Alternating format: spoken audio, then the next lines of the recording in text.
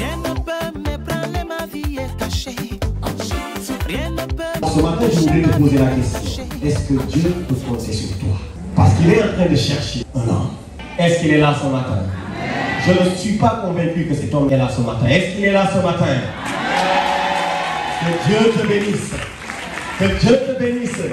Si tu te laisses trouver par ton Dieu face au péché de Jérusalem, Néhémie s'est senti trop mal.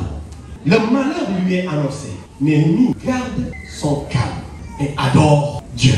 Plutôt que de dire mon problème est très grand, plutôt que de dire il n'y a plus d'espoir, non, Néhémie ne parle pas comme ça. Il regarde son problème et il dit problème, quelle que soit ta taille, mon Dieu est plus grand que toi. Quelle que soit ta taille, mon Dieu est plus grand que toi. En fait, l'homme que Dieu est en train de rechercher, c'est un homme capable de ressentir le péché de son peuple, d'en avoir honte et de se sentir mal par rapport à ça. Quand tu veux prier pour ta famille, la meilleure attitude, c'est de t'approprier ces péchés. Parce que quand tu t'appropries les péchés de ta famille, les péchés de ton village, les péchés de ta région, les péchés de ta nation, tu te sens concerné dans l'affaire. Néhémie dit, Seigneur, nous avons péché. Il utilise ici le pronom personnel, pluriel, le nous. Souvent, quand vous dites vous, faites attention, c'est l'esprit du pharisaïsme qui vous guette.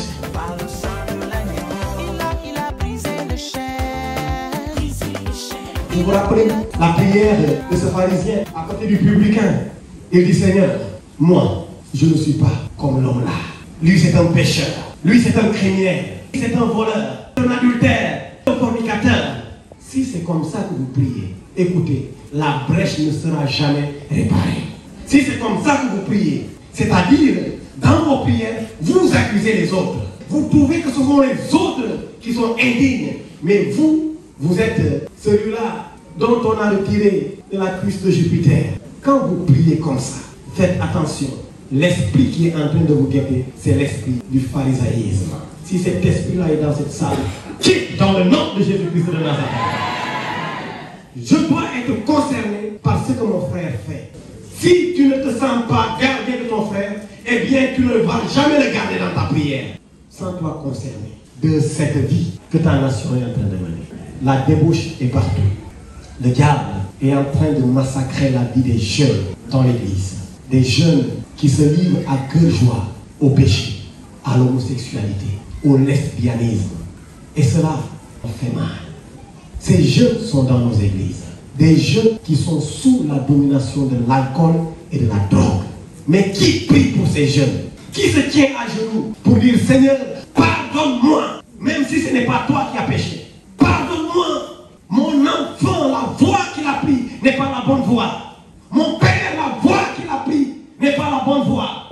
C'est cet homme qui est capable de prendre le péché de l'autre et de se confesser à sa place que Dieu est en train de rechercher. Est-ce que cet homme est là? Je continuerai à marteler sur cette question parce qu'il ne s'agit pas seulement de rentrer dans la chambre de guerre, mais il s'agit également d'être côte à côte avec les faibles.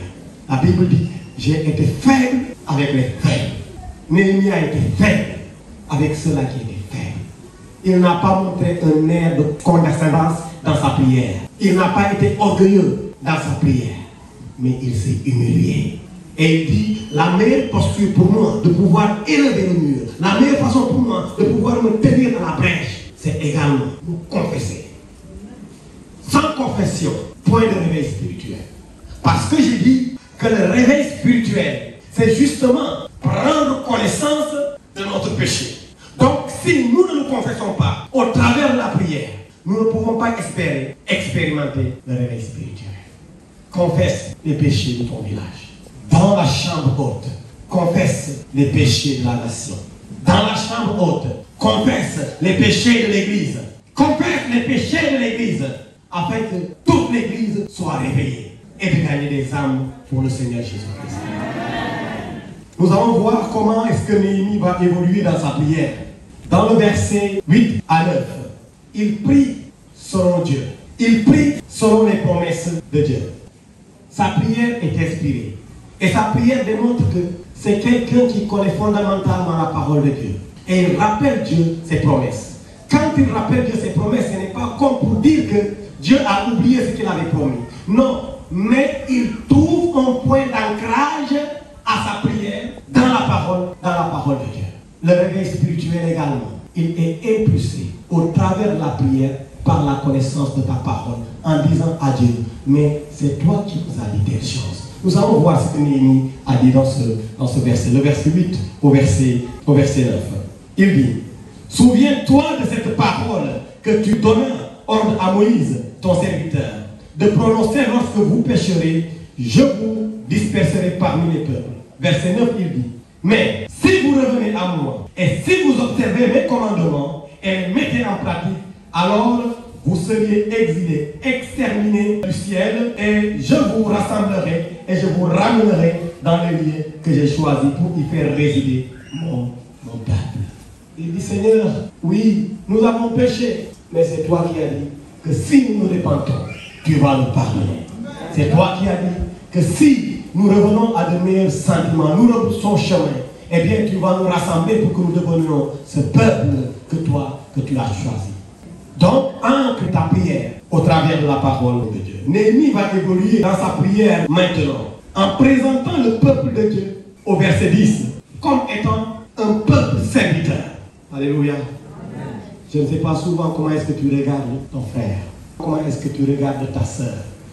Là, Néhémie, bien que Israël est dans le péché, au point que Dieu était prêt de châtier Israël, Néhémie dit, ce peuple-là, ce sont tes serviteurs. Vous savez, quand nous voulons que le réveil spirituel s'enclenche dans nos communautés, il faudrait que nous changions notre façon de voir nos frères. À chaque fois que tu regardes ton frère, toi c'est le péché que tu vois sur lui. Et cela te pousse à le haïr. Néhémie refuse de voir Israël comme quelqu'un qui est dominé par le péché. Voilà pourquoi il dit à Dieu, quand bien même ils sont des pécheurs, mais ce sont des serviteurs.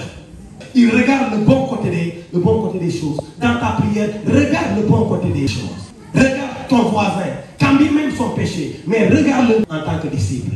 Et l'autre chose que Néhémie va faire au verset 11, après avoir épuisé sa prière, rappelez-vous que j'ai dit que le thème c'est la prière déclenche le réveil spirituel, mais l'évangélisation le nourrit.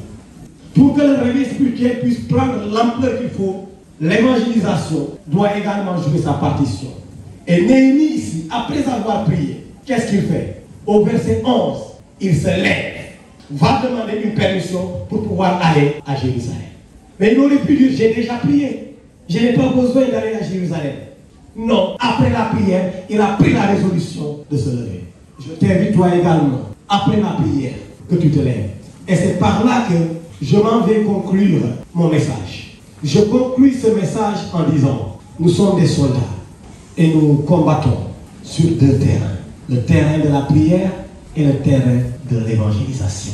Si nous voulons voir un réveil spirituel qui perdure, un réveil spirituel qui va embraser totalement la Côte d'Ivoire, ces deux terrains ne sont pas à négliger. La prière et l'évangélisation. En guise de conclusion, l'exemple que je vais donner, c'est l'exemple des disciples lors de la Pentecôte, avec l'église primitive. Ici également, nous voyons un groupe de soldats, un bataillon blindé même, j'allais dire, qui, comme Néhémie, sont rentrés dans la chambre haute, ont prié, mais après avoir prié, ils ne sont pas restés dans la chambre haute. Dans la chambre de guerre, nous recevons une puissance. Dans la chambre de guerre, au travers de la prière, nous recevons une force. Parce que nous rentrons en interaction avec Dieu. Et au travers de cette interaction, son énergie spirituelle nous possède. Et lorsqu'on a été possédé par cette énergie spirituelle, nous ne devons pas rester dans la chambre, nous devons sortir. Lorsque les disciples ont été remplis du Saint-Esprit, ils sont sortis. Et parce qu'ils sont sortis, le réveil spirituel a embrasé toute la ville. Et la Bible dit, ce jour-là, environ 3000 personnes ont donné leur vie au Seigneur Jésus-Christ. Alléluia. Si nous voulons qu'une masse extraordinaire dans nos communautés, dans notre pays, donne leur vie au Seigneur Jésus-Christ, bien, voilà ce que nous devrions faire. C'est prier, mais également nous investir dans l'évangélisation. Que Dieu vous bénisse. Que Dieu vous bénisse. Que Dieu, oui, oui.